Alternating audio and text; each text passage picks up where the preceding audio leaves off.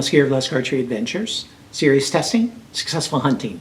Today I'm going to be testing a new head by NAP. It's called the Verdict SS.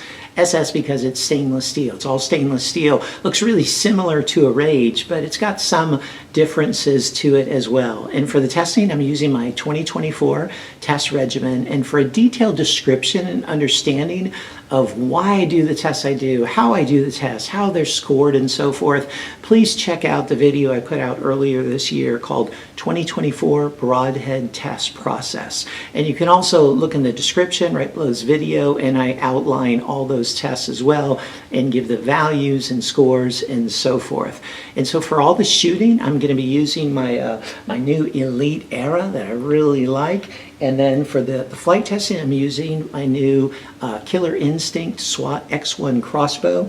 I'm using Bishop arrows, mostly the FOC King, but then also the fat eliminators for the really hard impact stuff. And for the crossbow, I'm using their GOAT bolts. All right, let's zoom on in here and check out some of the design features and specifications of this Verdict, and then put it to the test. Here's a good look at this head close up, and pretty straightforward looking two-blade mechanical head, similar to some others on the market that have become quite popular. All right, let's go through some of the features here. First of all, the materials, it's all steel. So you've got a solid one-piece steel ferrule right here that comes to a really nice chisel / cut on contact tip. I like that tip.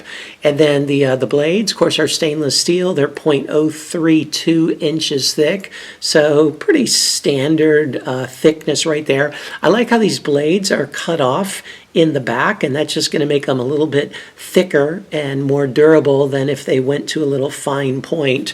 In the closed position, you've got quite a bit of a exposed blade. All right, the diameter is about 0.9 inches, so a little less than an inch. But having some exposed blade in the front, the back is going to be a little bit of an issue for flight forgiveness. But it would be about like a small two-blade fixed blade broadhead, if you will. So eager to see how it flies. I like that they have this little O-ring in the front. That's kind of a bit unique. It's easy to take on and off, and that's supposed to hold the blades really securely, even out of a crossbow. And then upon impact, the way it works is, of course, the impact on this blunt area of these blades forces this O-ring off. And then the blades have this slip cam design that they can open up to their full cutting diameter of 2 inches.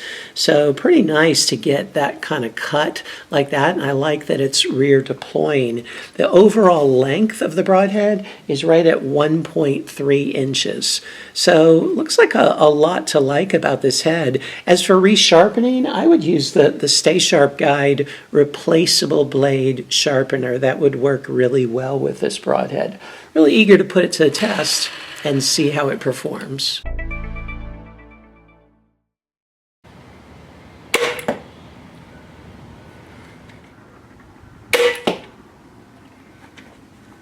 The Verdict got the 8 ring.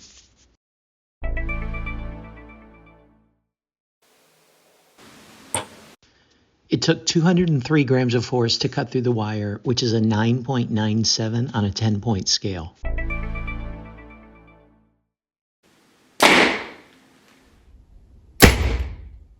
It penetrated 7 3/4 inches, and the blades fully deployed on impact.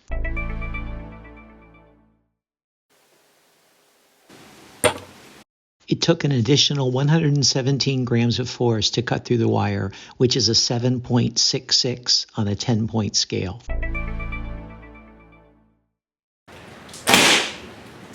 It penetrated through 39 layers.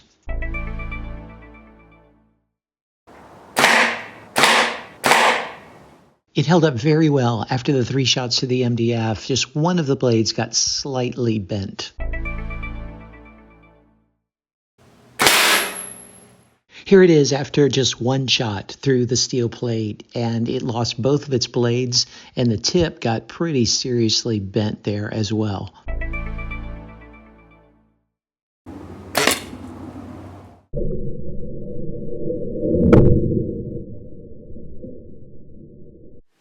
Here's the Verdict SS after all the durability testing, and it did very well through the MDF, which is the most important. On the steel, it lost both of its blades on the first shot into the steel plate, and it went ahead and shot it into the cinder block, and the tip stuck well, but as you can see, the rest just couldn't handle that kind of a hard impact into the cinder block. So what'd you think? You know, there's some really good strengths to this Broadhead. You know, there's nothing that like totally blew me out of the water, but then there was also nothing that like super surprised me or disappointed me. It's just pretty standard, okay, in terms of its performance. There's a lot of mechanicals that are not as good as this one. Maybe there's others that would surpass it. But you check out the score sheet and see how it performed in the areas that matter to you the most, and see if this might be a good fit for you. And stay tuned for the overall cumulative score, as well as a corresponding lust grade and all the discount codes that I'm gathering just to pass on some savings to you.